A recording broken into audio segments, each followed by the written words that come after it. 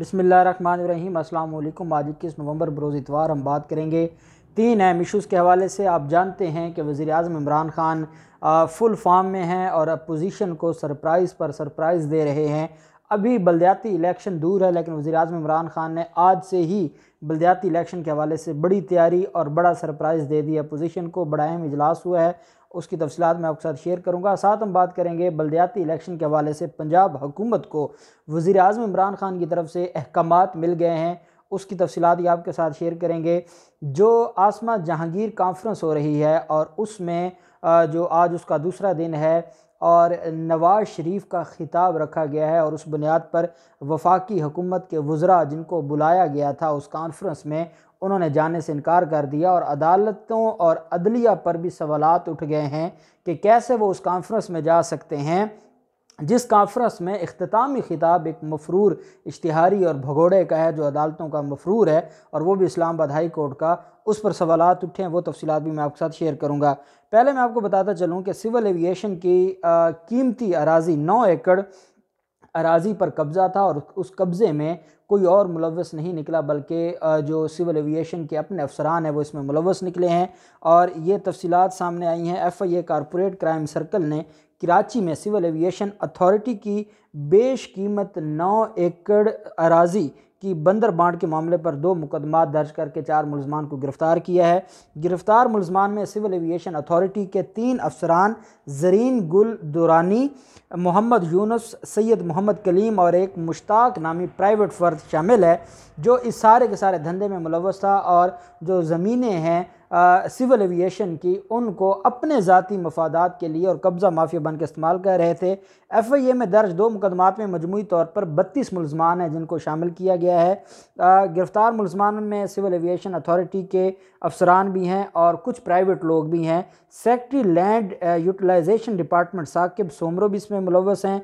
उस वक्त के असिस्टेंट कमिश्नर और मौजूदा डिप्टी कमिश्नर सैयद मोहम्मद अली शाह, काजी जान मोहम्मद मुख्तियार कार और supervisor registrar CAA state department के अफसरान और दीगर प्राइवेट अफराद भी इसमें शामिल हैं। आप अंदाज़ा लगाएं कि 32 अफराद का ये गिरोह था, गैंग था। 9 एकड़ अराजी है सिविल एविएशन की, और सिविल एविएशन की आपको पता है अराजी कहाँ पर है? कराची शहर के अंदर, और ये कब्ज़ा करके बैठे थे और कब्ज़ा माफिया और बंदर बांट कर रहे थे।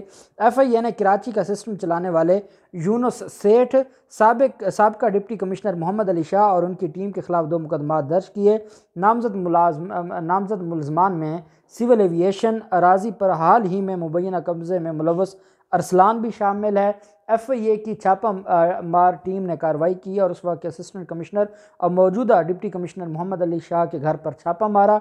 सैयद मोहम्मद अली शाह छापे की मुबैना इतला पर घर पर दस्तयाब नहीं थे। नामजद मुलजमान की गिरफ़्तारी के लिए FIA के मुख्तलिफ सर्कल ने मुख्तलिफ टीमें तश्कील दे दी हैं और ये टीमें इस पर काम कर रही हैं। ये वो सिविल एविएशन है जिसके बारे में चीफ जस्टिस गुलजार साहब ने हाल ही में ये फरमाया था एक केस की हेयरिंग के दौरान कि अगर सिविल एविएशन ने अपनी ज़मीनों पर और वहाँ पर अगर उनके पास इतनी ज़मीनें हैं कि वो शादी हाल बनाकर बैठे हैं और शादी हाल इस्तेमाल करने हैं, अगर उन्होंने शादी हाल ही चलाने हैं तो फिर वो सिविल एविएशन को छोड़ दें। उनका क्या काम शादी हाल चलाना और सरकारी ज़मीनें जो सरकार ने उनको दी हैं, और अगर वो वहाँ पर कोई सिविल एविएशन से रिलेटेड कोई एक्टिविटीज़ नहीं कर सकते तो सरकार को वापस कर दें, वहाँ पर शादी हाल ना चलाएं। और फिर आपको पता है कि वो शादी हाल बंद कर दिए गए थे और फिर उनको मिसमार कर दिया गया था। अभी दोबारा भी उनके जो मामलात हैं वहाँ पर वो वैसे ही हैं, लेकिन बहरहाल उनके खिलाफ जो कार्रवाई है वो शुरू हो गई। वज़ीर-ए-आज़म इमरान खान की तरफ से कब्ज़ा माफिया, जंगलात की ज़मीनों पर कब्ज़ा माफिया के हवाले से आज एक रिपोर्ट कौम के साथ शेयर की गई है। वज़ीर-ए-आज़म इमरान खान का कहना है कि पाकिस्तान में जंगलात की ज़मीनों पर जो लैंड माफिया काबिज़ है, जिसकी वजह से मुल्क में जंगलात की जो रकबा है उसमें मुसलसल कमी आ रही है। वज़ीर-ए-आज़म इमरान खान के सिलसिला में कहना था कि हुकूमत के इल्म में आने वाले जो होश रुबा हक़ाइक़ हैं वो मैं कौम के सामने रखता हूँ कि लैंड माफिया के कब्ज़े में मुल्क के 3 बड़े शहरों की तकरीबन 5,595 अरब रुपए मालियत की सरकारी अराजी है। जंगलात के ज़ेर कब्ज़ा रकबे की कीमत तकरीबन 1,869 अरब रुपए है। आप अंदाज़ा लगाएं, सिर्फ जो सरकारी ज़मीनें माफिया के पास हैं वो इतनी ज़्यादा हैं कि वो खरबों रुपए की, और वो पाकिस्तान की ज़मीनों पर काबिज़ होकर बैठे हैं। वज़ीर-ए-आज़म इमरान खान ने ज़मीनों का डिजिटल रिकॉर्ड जमा करने की कोशिश की तो हुकूमत को शदीद मज़ाहमत का सामना करना पड़ा। और वज़ीर-ए-आज़म का कहना है कि ये जो सारा मामला है इस पर कब्ज़ा माफिया इकट्ठे हैं। ईवीएम पर एहतजाज की तरह ये जो ये मामला था इस पर भी एहतजाज किया गया कि इसको डिजिटल क्यों किया जा रहा है। वज़ीर-ए-आज़म इमरान खान ने बताया कि सरकारी अराज़ी के इब्तदाई सर्वे के मुताबिक मुज़ाहमत की वजूहात सामने आ गई हैं। सियासी अशराफिया लैंड माफिया के साथ जंगलात समेत बड़े सरकारी रकबे पर काबिज़ थी। अब ये जो सियासी माफिया है, जब 3 बड़े शहरों की बात होती है तो 3 बड़े शहरों में या मुस्लिम लीग नून थी या पाकिस्तान पीपल्स पार्टी थी। ये जो 2 बड़ी जमातें हैं जो पिछले लंबा अरसा से इक़्तिदार पे रहे हैं, ये जंगलात की अरबों रुपए की और सरकारी जो अराज़ी है उस पर काबिज़ रहे हैं। वज़ीर-ए-आज़म इमरान खान ने कहा है कि अब डाटा हमने कंप्लीट कर लिया, सबसे मुश्किल काम था उसको डिजिटल करना और उसका रिकॉर्ड लेकर आना, वो रिकॉर्ड ठीक हो गया है। अब इन कब्ज़ा माफिया को हम वो सज़ा देंगे, ऐसा मज़ा चखाएंगे कि कभी भी सरकार की ज़मीन पर ये कब्ज़ा करने का नहीं सोचेंगे। ये कहना था वज़ीर-ए-आज़म इमरान खान का।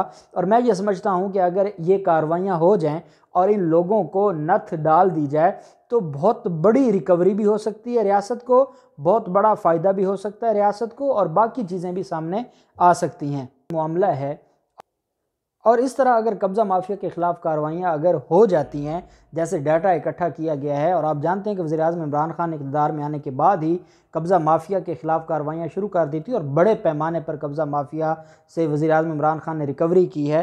तो ये भी मैं उम्मीद करता हूँ कि ये मामला आगे बढ़ेगा। आसमा जहांगीर की याद में जो कॉन्फ्रेंस जारी है, उस कॉन्फ्रेंस में चीफ जस्टिस साहब भी गए, उसमें बाकी जज साहिबान भी थे। वहाँ पर जिस तरीके से बदतमीज़ी की गई, फ़ौज के ख़िलाफ़ नारे लगाए गए। अब जो बात सामने आई है वो ये है कि आज दूसरा रोज़ है उस कॉन्फ्रेंस का। आज 5:30 बजे नवाज़ शरीफ का इख्तितामी ख़िताब होना है और वो ख़िताब हुआ है इस में जो कॉन्फ्रेंस है। मैं सवाल करता हूँ कि क्या नवाज़ शरीफ का ख़िताब करवाना, ये हमारी जो सुप्रीम कोर्ट बार एसोसिएशन है, आज आपने पूरी वकला बिरादरी का और पूरी आवाम का सर शर्म से झुका दिया है कि आप एक कॉन्फ्रेंस कर रहे हैं और उस कॉन्फ्रेंस में आप चीफ जस्टिस को भी बुलाते हैं और उस कॉन्फ्रेंस में आप नवाज़ शरीफ को भी बुलाते हैं।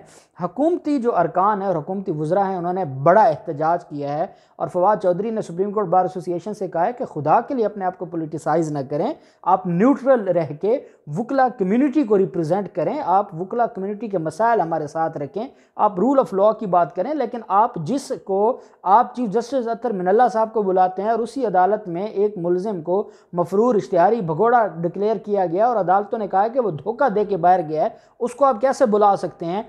फवाद चौधरी ने कहा कि इस वजह से हमें दावत थी, लेकिन जब ये पता चला कि नवाज़ शरीफ ने उसमें ख़िताब करना है, इस वजह से मैं उस मामले में नहीं गया और मैं उसमें शरीक नहीं हुआ।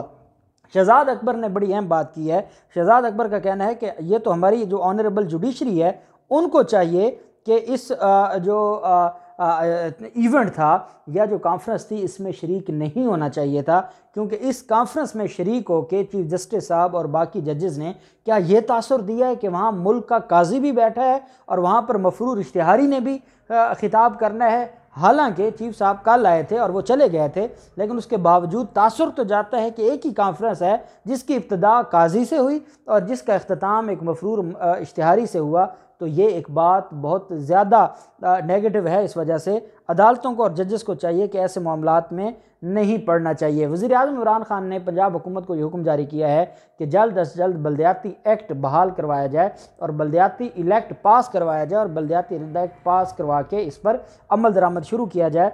साथ ही पंजाब में बल्दियाती इलेक्शन के हवाले से वज़ीर-ए-आज़म इमरान खान ने उम्मीदवारों की तलाश के लिए एक आला सतह की कमेटी तश्कील दे दी है। पार्टी की आदत को भरपूर तैयारी के साथ मैदान में उतरने का कहा और वज़ीर-ए-आज़म इमरान खान ने कहा है कि हर हाल में हमने ये इलेक्शन जीतना है, हमने हर हाल में ये जो इलेक्शन है विन करना है और पंजाब से भी और बाकी सूबों से भी हमने क्लीन स्वीप करना है और हमने हर हाल में इस इलेक्शन में नून लीग का सफाया करना है। वज़ीर-ए-आज़म इमरान खान की कायम करदा कमेटी पंजाब में आइंदा बल्दियाती इंतखाबात के हवाले से मेयर्स और ज़िला कौंसिल के चेयरमैनों के लिए पार्टी के मजबूत उम्मीदवार तलाश करेगी। इस कमेटी में chief organiser PTA Saifullah Khan Niazi, Aamir Kiani, Punjab के वज़ीर बल्दियात मियां महमूद रशीद शामिल हैं।